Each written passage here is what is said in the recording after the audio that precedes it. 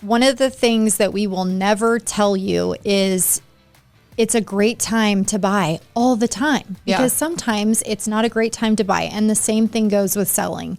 It's not always a great time for you to sell. Maybe you want to wait. You know, real estate's a lot like playing poker. Sometimes you need to hold. You need to hold. And if we're there for the hold, I don't mind if you call me 4 years in advance.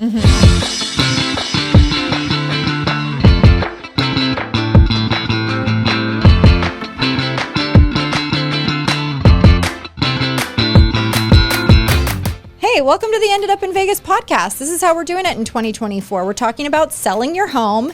This year, it's the first quarter. I'm Nikki. I'm Megan. Here's everything you need to know. And the first thing is you should be working with us. Yes. Let's just name the reasons. Why do you, who do you pick and why? Well, first, they should be fun, right? That should be your first criteria. I mean, home buying can be a very stressful process. So I think, you know, whether you work with us or anybody, you should enjoy the person that you're working with. For sure. If you don't have a good vibe with them, if you're not enjoying the process, it doesn't mean it's always going to be enjoyable. It can be very stressful, but you should work with somebody that you trust. I think that's the most important thing, that they're knowledgeable, that they know the market, that they do enough business to have their finger on the pulse of what's going on. There are a lot of agents out there that do 1-2 deals a year. And, you know, that might have worked in the past, but this is not the market for that. Yeah. I think that's it. They go in tandem, is someone you trust who is fun but capable of explaining things to you in a way that you understand them, and someone who is knowledgeable. So not someone who is, you know, not aware of what the market is in your area, your neighborhood specifically, and someone who has a plan. So we come to every listing appointment and seller with a plan of what, you know, needs to happen with our property before we begin to market it, what the price should be set at. And we give you a whole guide on what to do in the process of selling your home to make it smooth and easy and less stressful, because we've both sold homes before and we know how big of a stress it is. Really, it really can be. It doesn't have to be. There's a lot of variables, and I think, you know, I say this a lot in other realms of my life, but humans in general, we like stability.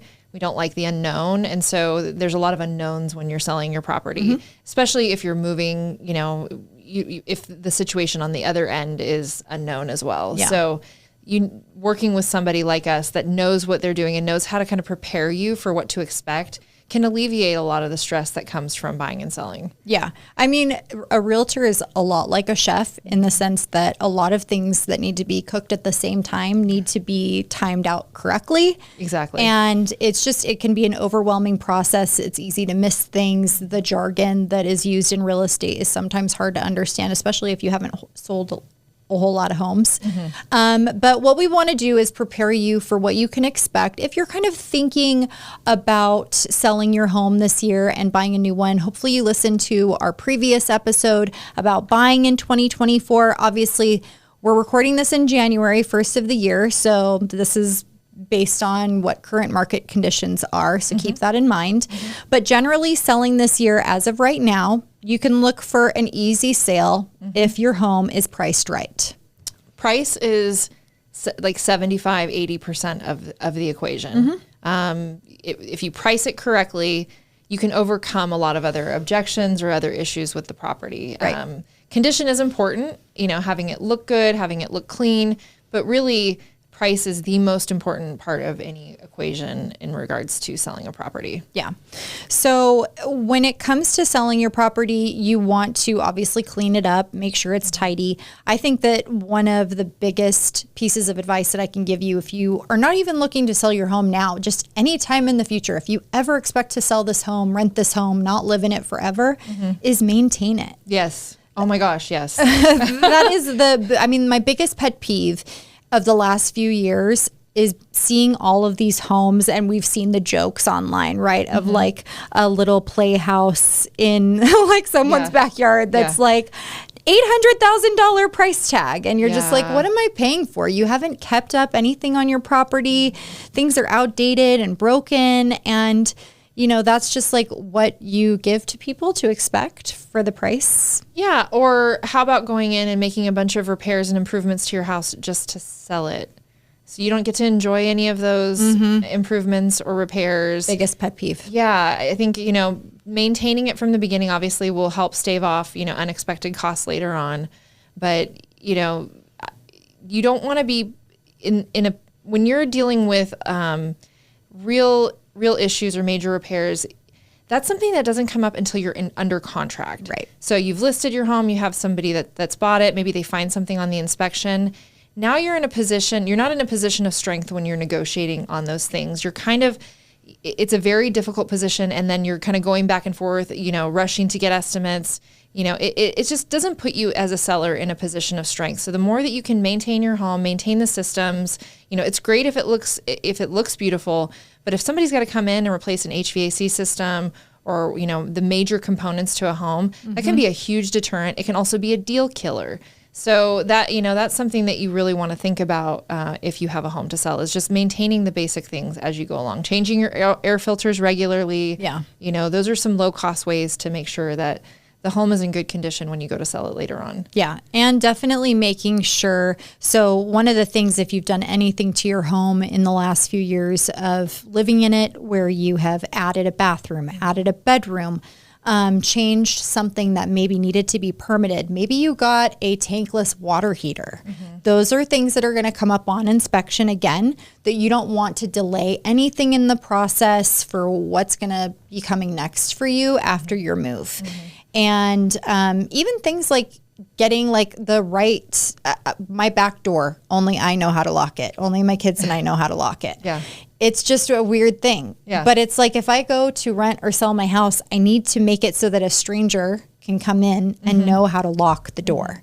So it's simple things like that. But also going back to what I was saying is getting those things changed on a tax record is vital Really important, before yeah. you go to market, so that there's just no question at all to how, that looks on tax records versus how it looks on MLS records. Absolutely. And because that's something that will also, if the buyer is getting financing, will affect the appraisal. There's a lot of considerations, making sure that you're following those steps so that you get the benefit for the improvements that you've made. Exactly. And one of the things that I think people don't really think about, they think of a realtor as someone they just call when they're ready to buy and sell. But I want that relationship to start right away, because if you're going to be making improvements to a house that you just bought, if you're going to be painting, if you're going to be moving walls, if you're going to be doing something. In fact, a friend of mine just messaged me because through someone else, they were trying to sell a house where they had converted the primary bedroom into a movie theater, and they were having a really hard time selling the house. So if you're going to make an improvement to a house, and you're not going to be staying there for a very long time, it really helps to talk to a real estate agent, someone who really knows and can guide you. Maybe you're still going to do it, but at least going into it that you've made that decision, and that what the potential outcome could be if you want to sell that house in the next 3 to 5 years. Yeah. I would like to also talk about the added benefit of us as a team. We had a situation a few months ago where we were discussing a divorce case that involved a real estate deal. And, the reason that we specialize in divorce is because we can handle those situations with the two of us, where we're both representing a couple. Yes. And one of them feels like they're represented by one person, and the other one feels like they're represented by the other. So that's also a crucial part when you're going through a really stressful, undoubtedly stressful situation like a divorce. Absolutely. Or a death situation where there was not a will or a trust. We as a team, you and I communicate daily on those things, and we can represent couples in that as well to help facilitate the process without having to pay an attorney. Right, exactly. Yeah. You're welcome. Yeah, I mean, there can be a lot of there's a lot of sensitive pieces and challenging pieces, right? So when you're going through whether it's divorce or a death or an unexpected life transition, there are things that have to be dealt with with the house that are unexpected, and when you're dealing with that in place, I want to say it, simultaneously with stress or even trauma or a really difficult situation, it's hard to know what to do at that time. Right. So one of the benefits of working with us is not only can we represent and handle both sides of the, the husband and wife or whatever, Nikki's an interior designer. We have contractors. We know what needs to be done to get a house ready to sell. Right. We can give you guidance. You should do this. You shouldn't do this. We can handle a lot of that to make that process a lot easier so that while you're in stress or if you know someone who is, they don't have to think about that. You know, I mean, it's bad enough to be going through a really difficult life transition and then trying to figure out, okay, well, do I need to paint? Who do I get to clean the carpets? You know, there's just so much to it. I'm not ready. Like, packing up the stuff, it's just overwhelming. And when you don't have the emotional or mental bandwidth for that, you know, to have someone that you can just say, hey, like, I don't know what to do. Okay, we're going to make a list for you. We're going to tell you exactly what needs to be done. We're going to give you a list of what we recommend. You can decide which of those things you want to do. And then we can tell you kind of what the potential outcomes are and just make that very seamless and simple for someone. Yeah. I think that I'm going to air out one of my biggest pet peeves of the real estate industry in Las Vegas, which is the agents.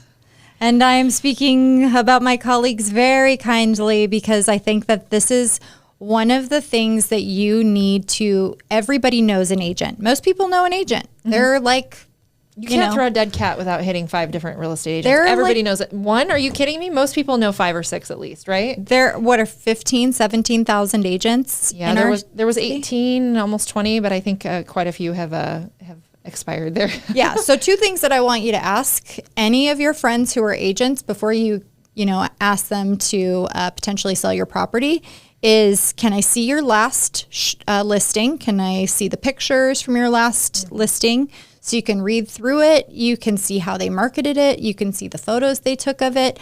I cannot stand looking, and I'm a buyer and a potential seller. I cannot stand looking at listings with like vertical photo from an iPhone that like exists anywhere on the internet. That's not okay. Yeah. Even as a courtesy listing, that's not okay. If somebody's working for you for free, please call us. That's not okay. Well, and even like no photos. In today's age of technology and we have tools and things that we can do to make a house look great.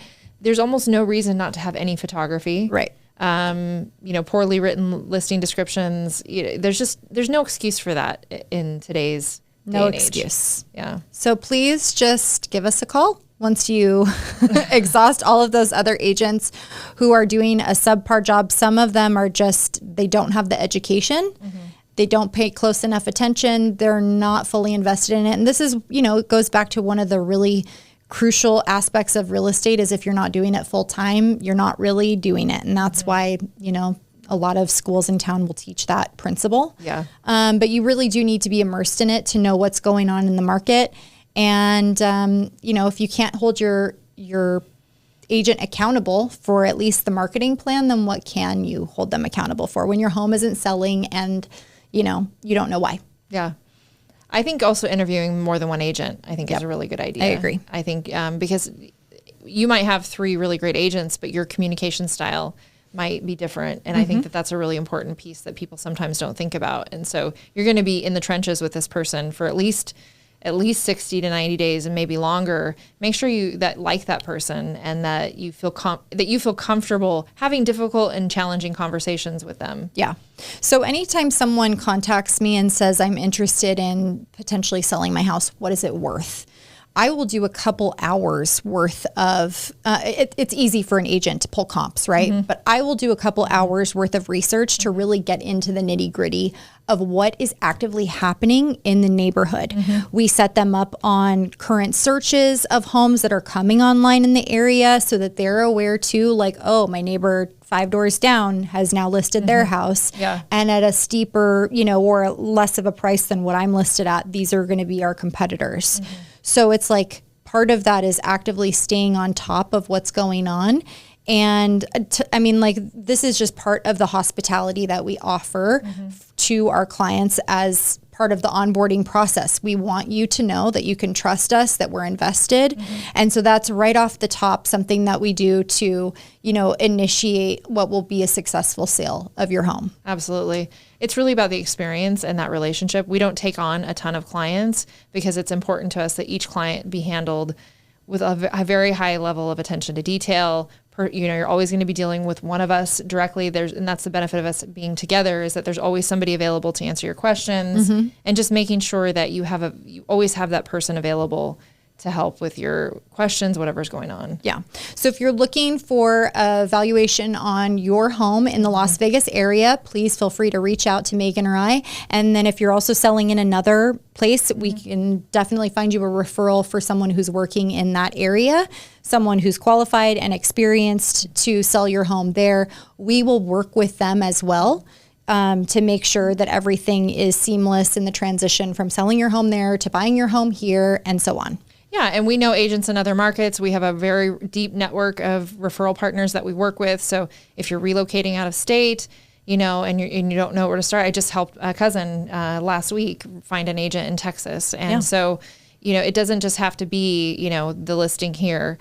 So let's talk to sellers who are trying to decide what to do, because I think that our market it's different. It's never been like this before. We've never been in a market that's been like this, where rates are high and owners are sort of, maybe mentally feel handcuffed to their house because they have a lot of equity and they have a very low interest rate. So if you can, let's talk to some of those people and kind of help guide them on what things to consider. Because even us, this is the stuff that we talk about. Like, if you've been in your home more than 3 years, right? So if you bought before 2021, you probably have a below 4 or below 3% interest rate. And, prices have gone up considerably in the last 3 years. So you have a lot of equity, but you feel like, okay, well, I don't want to go pay more for another house because I don't want to lose this low interest rate. So you have options. One being you can rent your house out and probably have cash flow and buy another house. But let's say you don't want to do that and you don't want to be a landlord. There are other options. You can sell your house if you've been in it at least 2 years. You don't have to pay capital gains. And you can take that equity and take a portion of that to put down on a new house. You can maybe take some of it and buy the interest rate down. I only recommend spending money on an interest rate buy down, and by spending money, I mean you're paying for it and the seller's not paying for it. Sure. If you've done the math on how long you're going to be in the house and you're going to recoup that cost, you're going to be in there long enough to make it make sense. If you're going to be in that new house 3 years or less, or maybe even 5 years or less, it may not be worth it to do a rate buy down, because more than likely rates are going to come down. Right. So if you are going to be there a long time, you can take some of that money, buy a house that is smaller, bigger, whatever, suits your needs more. And then you can take another portion of the equity and buy an investment property somewhere else. You can do something else with that money. So you have options. You don't, I just went through this conversation with a client of mine. She was really the plan last year was to rent her house out. She's got a lot of equity. She's got a really low interest rate. Her plan was to rent that house out and buy another. And, she was really struggling because prices have gone up a lot. She wants a bigger house. And she was like, I think I finally come to terms with, selling my house and buying something else. And I was like, you can still make that work for you, because you can buy this bigger house that you really want, really need. You need the extra bedrooms, and then take a portion of that equity and buy another investment property somewhere else. Yeah. And she was like, I hadn't even thought of that. Thank you so much. There's a lot of conversations that are going to be very specific to an individual circumstance, but sometimes we get really tunnel vision in our particular circumstances, and that's why it's helpful to talk to someone else and get out of your own circular reasoning and see that there are other options out there for you, so you don't have to be stuck in your house. One of the things that we will never tell you is it's a great time to buy all the time, because sometimes it's not a great time to buy. And the same thing goes with selling. It's not always a great time for you to sell. Maybe you want to wait. Real estate's a lot like playing poker. Sometimes you need to hold. Yeah.